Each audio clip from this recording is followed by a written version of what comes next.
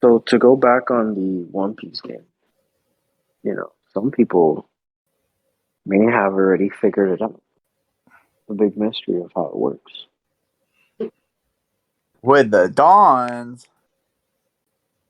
Um, so there was a leak on a screenshot of the teaching app.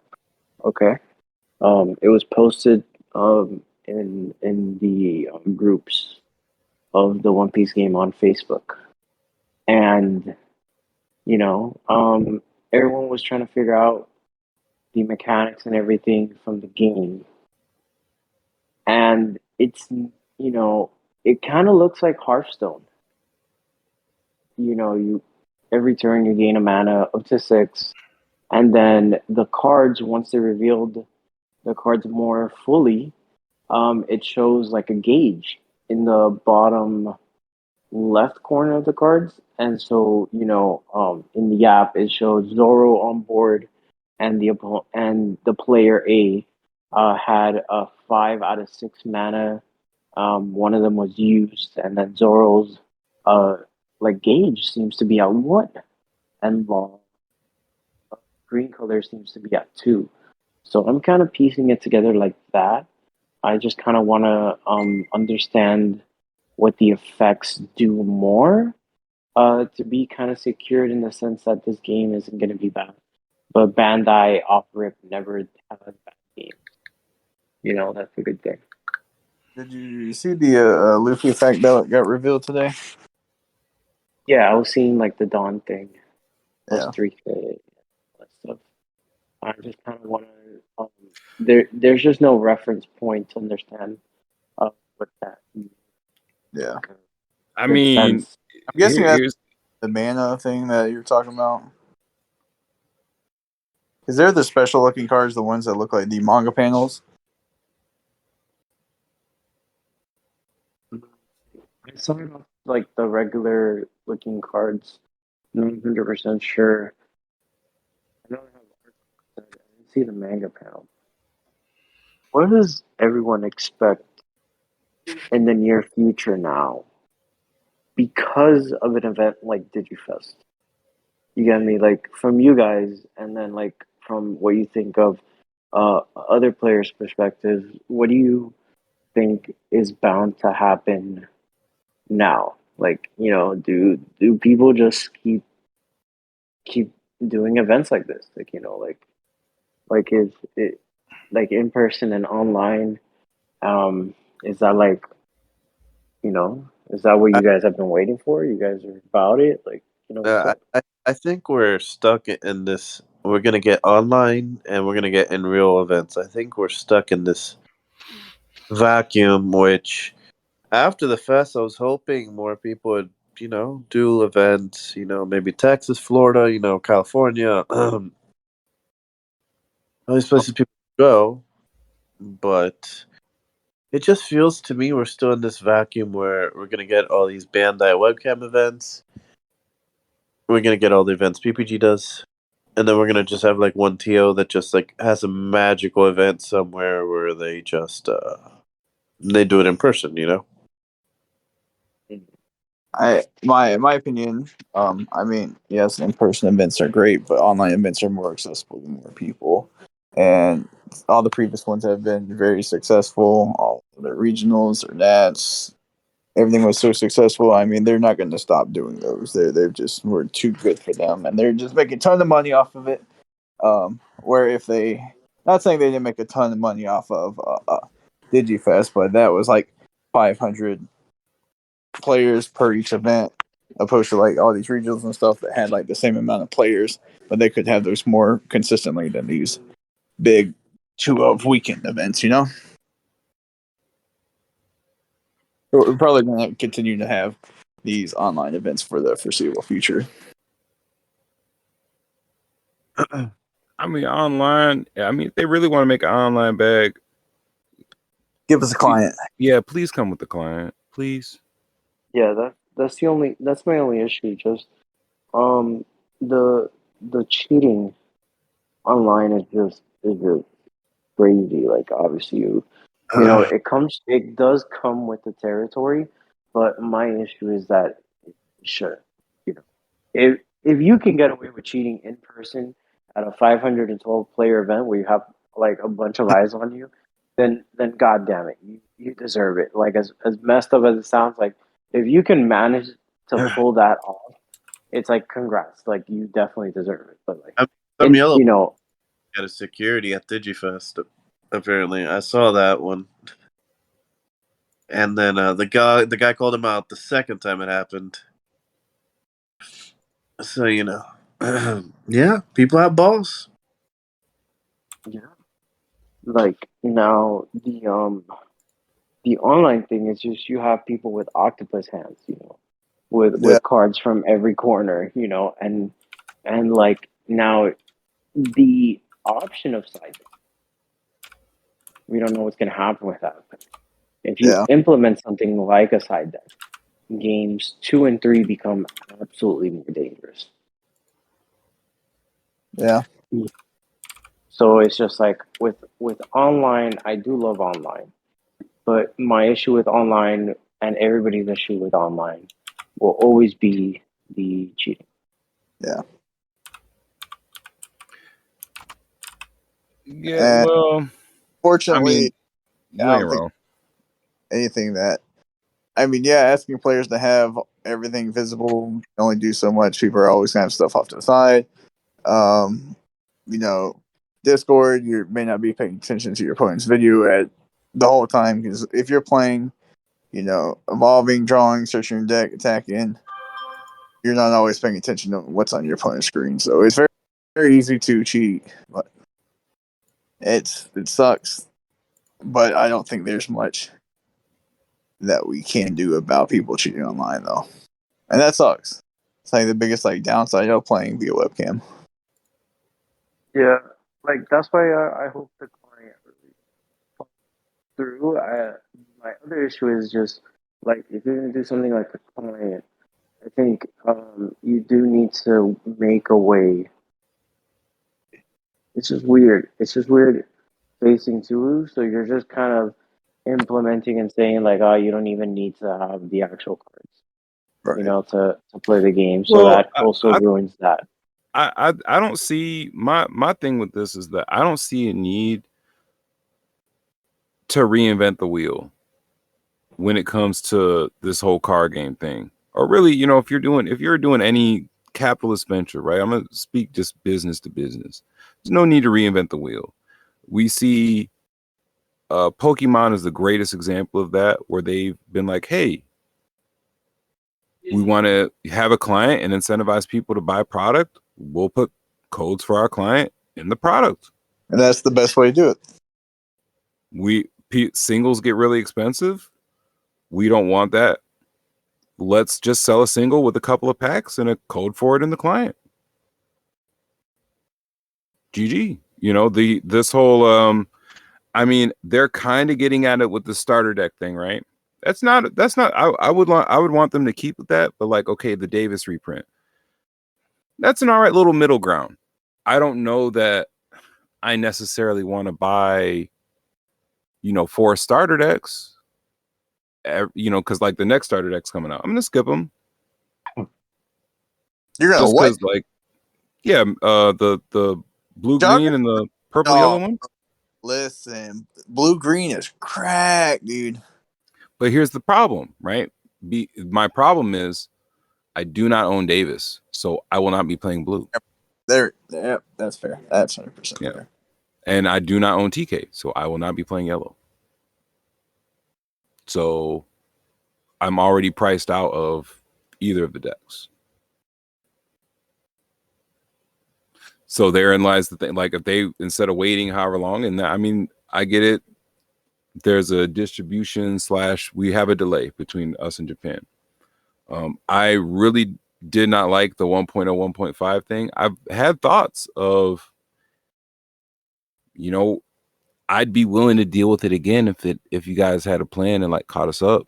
And I don't want to criticize Bandai too hard or throw too much like this or that at them, but something, or give us or just give us our own product. You know, we have our own market. Us getting a hold of things like Davis, TK, staple cards, we have our own issue with it.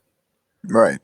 So How I about think with TK specifically, I think there was enough chances for TK. You know, if you weren't there from the beginning for 1.0 to gather them up, they did release some tournament packs. I don't okay, know but if you tournament packs is like, and I don't mean to get too triggered, but tournament packs is the absolute craziest thought of like, we're gonna reprint this as a tournament pack. That doesn't, now. for America, that doesn't work. Most people in our country, right, they don't live in a metropolitan area. They live 2 hours plus from a shop, let alone from a shop that hosts Digimon, right? Because most shops in this country are primarily Magic, Mhm. then Pokemon, then Yu-Gi-Oh, right? So most of the consumers, right, in this country are playing kitchen table card games. You need a product that you can put in a damn Walmart. Now, in the sense of what I meant by also tournament packs, the TKs were like $3-4. You know, max five when those things came out. Like, you Right. know, there has been, and then the Davises, they were like low. They were super low. Yeah. You know, it's just the not, and there's a bunch of market watch videos too. It's the knowledge and the want to keep up with the meta. You know, like I bought what's our Vmons like when they Right. were But 13 to Danny, 20, you know, and stuff like that. Like I it's just like I get your point, Danny, but the thing is you're swimming in a certain kind of soup, right? You're talking like to even the discussion I'm having to even like use the term meta in that discussion is just like, okay, if you're selling a card game in this country, right? It's not, this isn't Japan. It's not like there's a card shop, you know, a bunch of card shops along the train line. Someone stops in a card shop on the way home from work. You can't sell products TPs so shop focused. So like meta market watch focused, right? And if somebody's like, hey, Digimon's cool, they find out about this game, they go, here's my argument about in 1.0, 1.5 days. If you're a kid, you see this, you think you want to do it. You're already weird because you want to play a card game. And when when you're faced with the decision of buying a PS5 or a playset of Omnimon, you're like, I'm done with this Digimon thing. I'm playing Fortnite. It's free. I'll spend $10 when I can for the Spider-Man skin.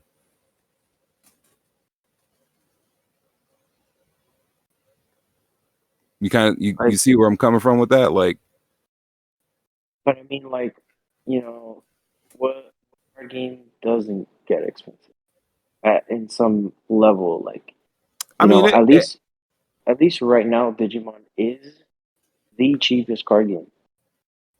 When you think about it, like next to yeah, no, Pokemon. I'm not nailing it. I'm not nailing it to the cross. I'm just saying that this is I just think that we need to have different products because we have a different market.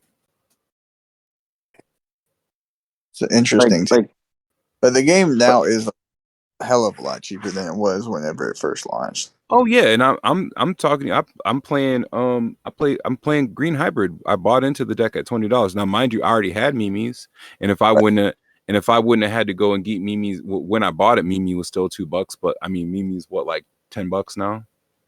I don't even know. Honestly. Yeah, like, you know, it's just a supply and demand thing. I mean, I could understand if like if we're talking about a super rare, right? Like if we're comparing to other card games, or we're talking about like an Umbreon or something like that being $20, $10, that's fine. But when you're talking about like rares, Great. like yeah, like Yeah. well, it's the you know, it is a rare that is like $20, but it is also rare that it's incredibly hard to pull. You know, and if the downside is that you're gonna have, you know, a copy of a card that's gonna be $20 each, but the rest of the deck is going to cost you like $2. It's like there's some ups and downs, but card games will always have expensive uh staples with any card game. I mean, yeah, kind of. I mean, again, that's why my gold standard is always Pokemon, right? Because like, I mean, what's a boss's order cost you? Like 30 cents? Yeah, yeah. You know what I mean? Like your deck's a bulk pile. I mean, your deck's a bulk pile through and through. Like it's gonna function however, blah blah blah. And I'm not trying to say that but my whole point, I guess I'm getting at is is that when you have competitors in the market, right, that already have solutions to these problems, it's like the whole net play thing with fighting games, right? Like there was no need for it to be a 10-year discussion for them to just be like, hey, just use GGPO, right? It's a solved problem.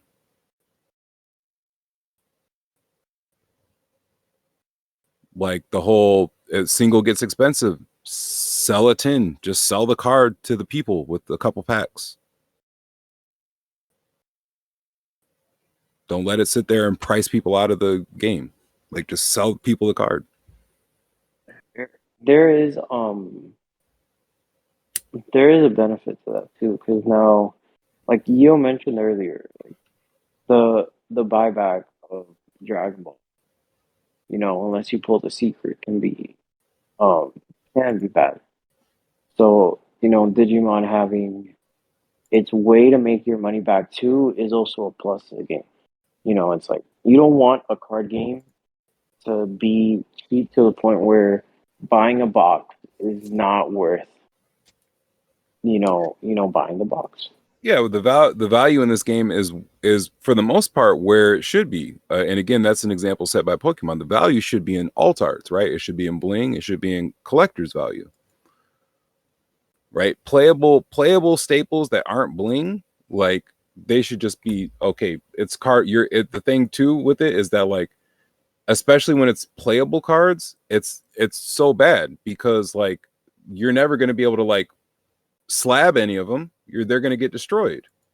You're Yeah, going to get but PSA 4, right? Like now I will say this since you did mention Boss's Order Pokemon. Doesn't the card also get reprinted in every set? basically, yeah. So, and then 1.5 is already out of rotation. Added to the fact that per box you maybe got one Davis. So it adds a lot of factors into why the rare is so expensive.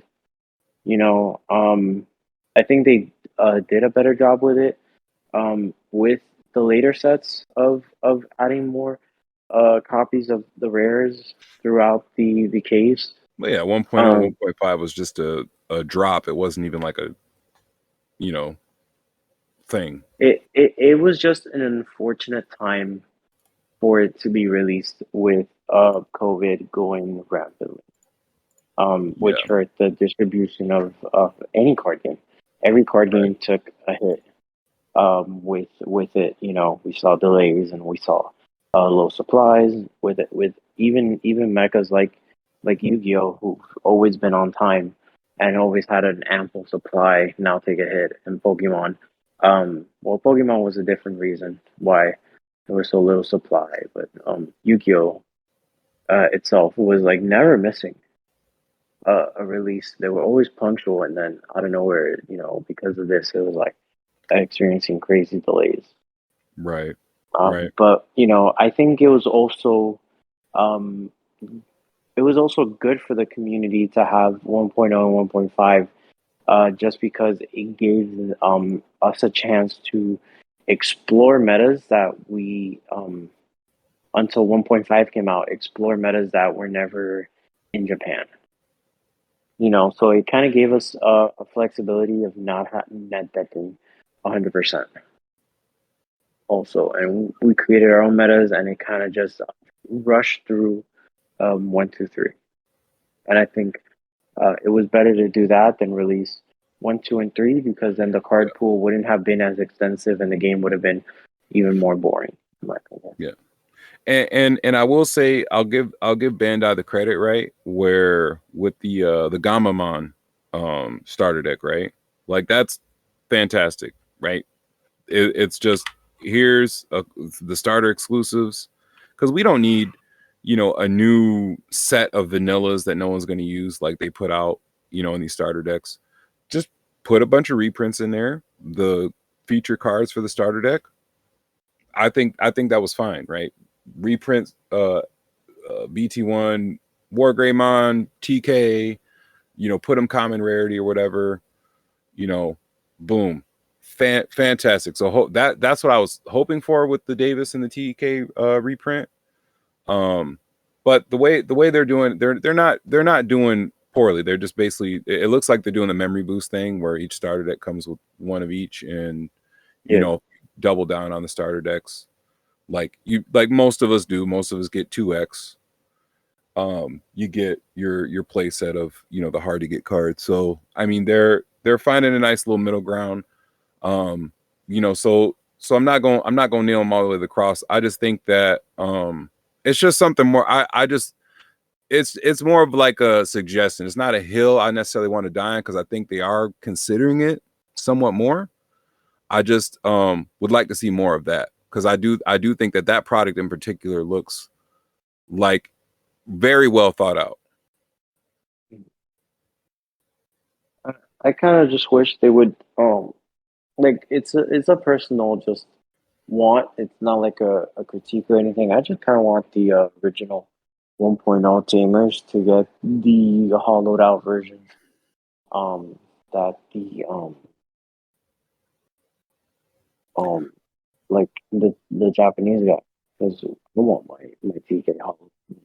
Well, that could be another thing too, because they have those tamer things that they do. But if they did kind of like another Pokemon thing, like a trainer's toolkit, right? Here's a play set of all of the memory tamers, your staple option cards, like just all the stuff that's out of print slash not even out of print, just stuff that you need. Here's your tamers toolkit. This is if you want to take the game in a whole different direction. This is like your box, your wheelhouse of things to go in that direction.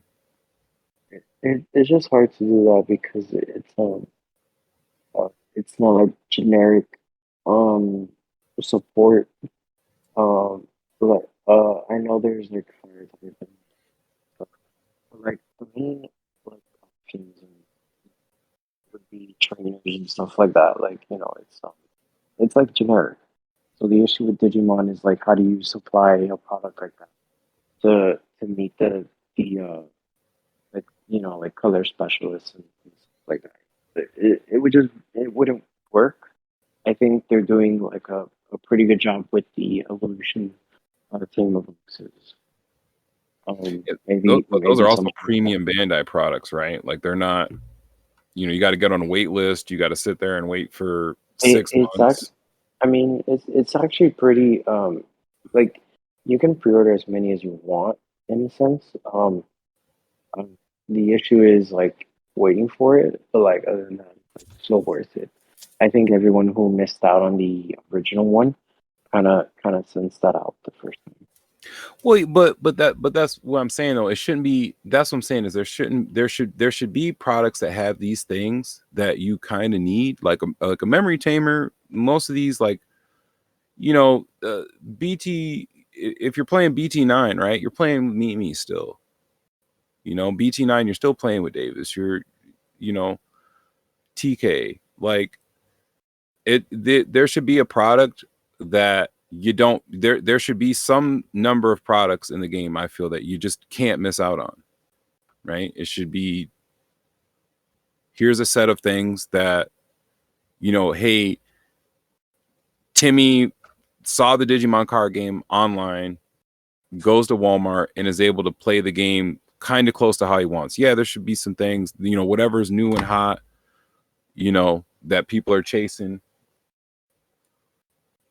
go ahead and go chase it, you know, make your bag. But you know, to go into the dark alley and look for the guy with the Lilithmon or whatever, like, because that's when you're on TCG, it's kind of the wild wild west. You're also putting faith of your company partially in like independent sellers, because TCG is still an independent seller market, and who Lord anything can happen on there. And while TCG and PayPal do have everybody's backs, things can go sideways on there, and it will be, Bandai has no control over it, right? So that's just like a unnecessary risk when there's like a lot of money that they can make just putting out a Walmart, Target, you know, big box store product.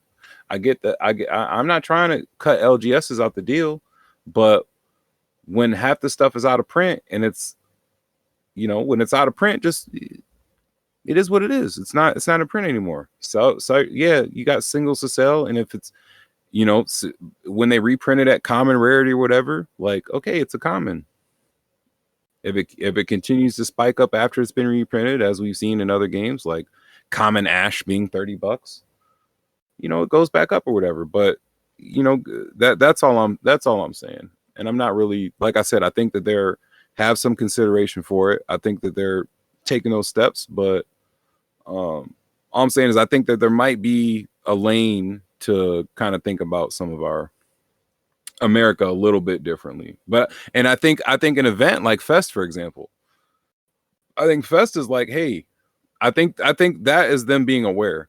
Like, for a lot of people, they're not going to go to an LGS regularly, but if they're going to take one chance, you know, every so often, every 3 months, 6 months, to go to an event, go to some big ass con type party, you know. Yeah. So you put that on. I think that event is tailored to you know, our market, our country. I think that you know, that's all I'm saying, is that those types of products are more tailored to the way people play games here. They're going to LGSs rarely. You know, I talk to people all the time. It's like, oh, you know, well, I mean, it's not even like an outlier, right? It's just the geography of our country, right? Like, card shops are in metropolitan areas. Most people live in the country. They live in the sticks. So are you saying for Walmarts and Targets to start getting booster boxes?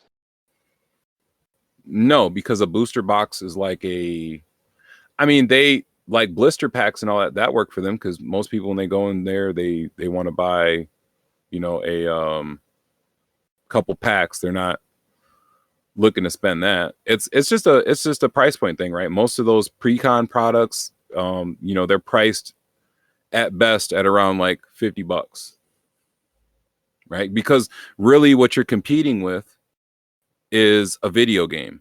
And that's kind of my borderline too, when I am talking to people about like budget decks and things like that, and like all card games, is like, okay, my idea of a budget deck is it the price of a video game? Can you play that game for the same price as you could play the new Assassin's Creed for? Because a lot of card games are asking, hey, do you want to spend 100, 200? You know, and that's kind of budget to us, right? Being in the swimming in the soup. You know, for us, like a fully, you know, teched out, tuned out joint, you know, Digimon isn't as bad, but for a lot of card games, you're probably gonna spend like 500. You know, on the midish end, which for somebody's like, hey, that's cool, I want to do this and that, and they get to, you know, that's always the first thing someone says. They're like, oh, I went and saw this profile and I went on TCG and looked, and it's going to cost me $500. I don't know about this game.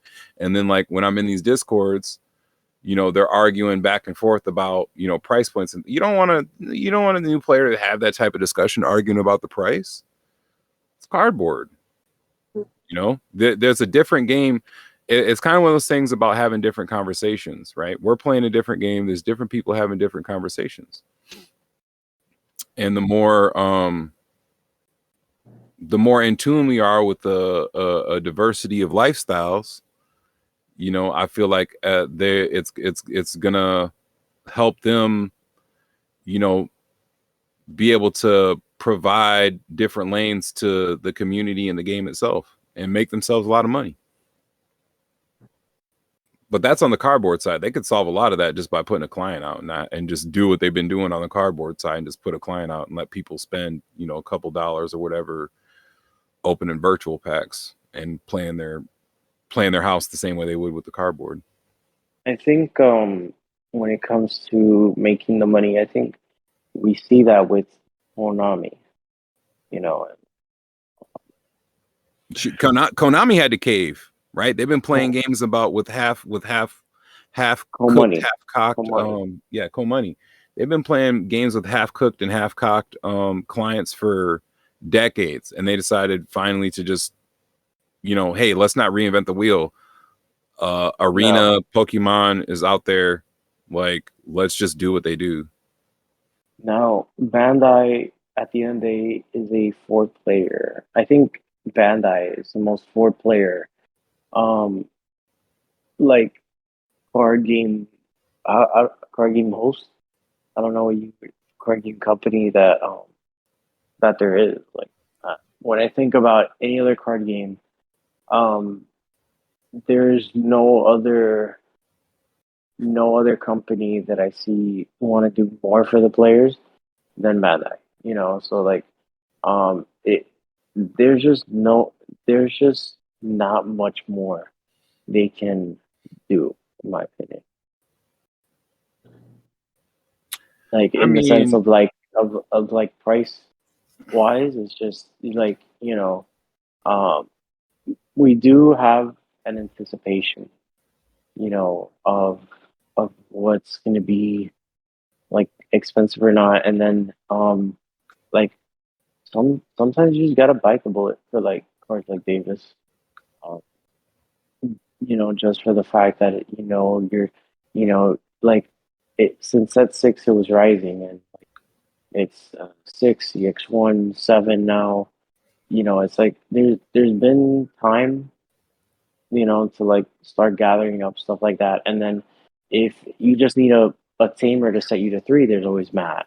Right, but Danny, we're having two different conversations again now, because we're talking about swimming in that suit. Like, yeah, me and you, we've been around since 1.0. We watch everything. You know, if you want to talk about my personal accountability, is like, I sold my Davises a long time ago. I got rid of that. I got rid of my jamming V-Mons. I got rid of all that. Right? Like I've owned those things. I've been aware, you know, I'm hip. I'm watching JP, you know, meta as close as, you know, what's going on here. Me personally, but for, you know, I guess if you ask me like what my ask for would be of Bandai would be, you know, because I'm also very in tune with, especially on Dragon Ball, right? Especially with Dragon Ball. I'm very in tune with, like, you know, every person who comes in, they're gonna come to the Reddit, Discord. All of them think it's official, right? Because there isn't really like an actual official one too much. And I'm seeing the same like things, and I'm thinking about this all the time. And it's like, as far as our market goes, like, you know, we're kind of all sitting there waiting at the gate to catch one of these.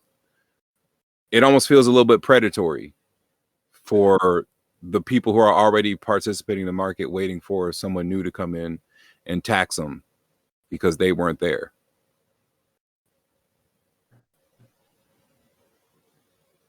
It's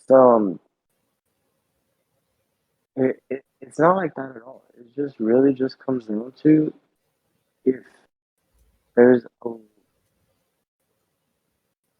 just running out of the market, it's just gonna go up. Like it's just like, yeah, supply and demand, right? But as demand increases, supply should too. You know, if you want, it depends on what you want the price point to be, right? Because they're, you know,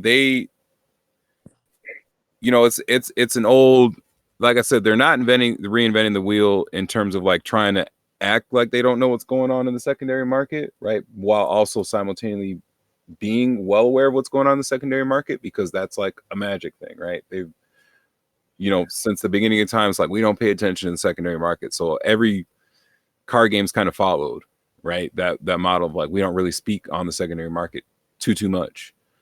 But they're all well aware of what's going on, and it's their product, it's their stuff being sold. And Well, it yeah.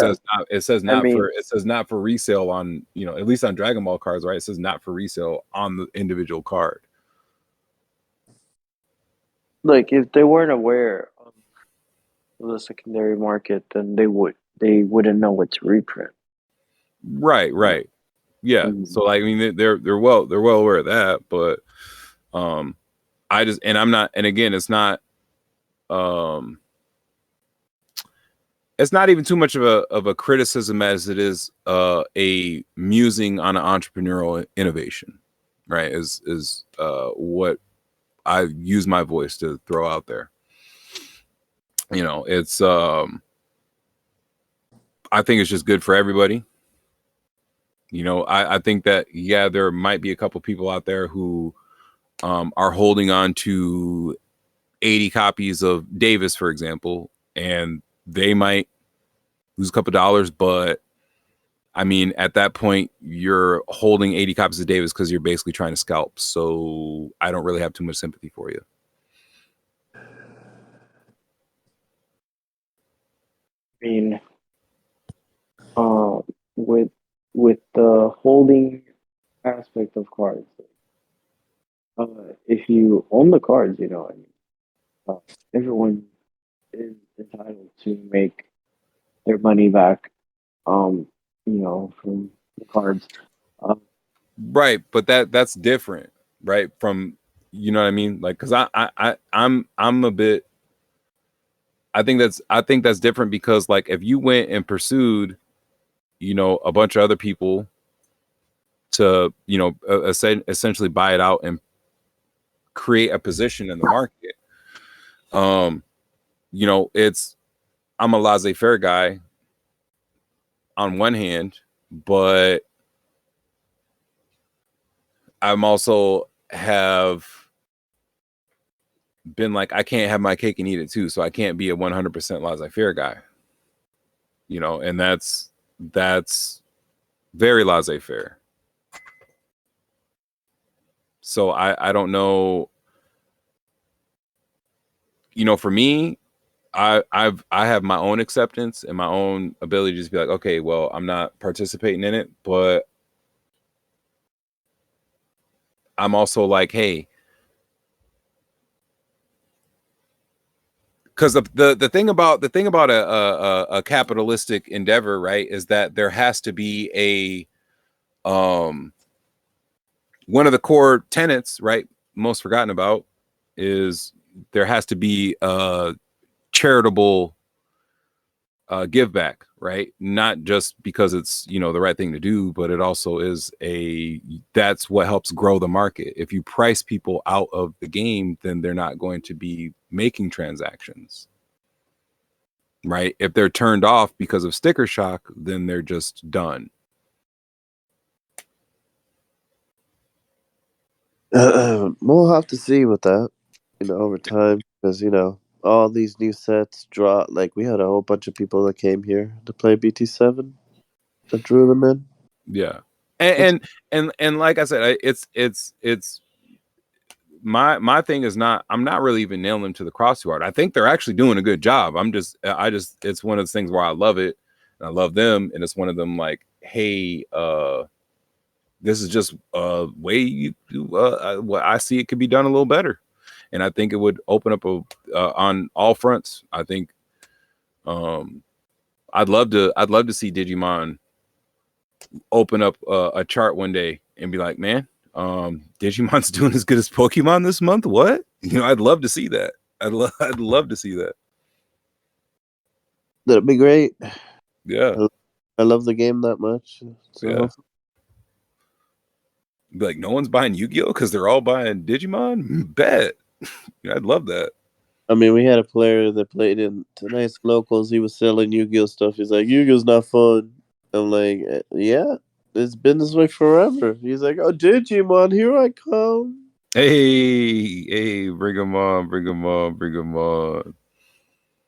You know, right.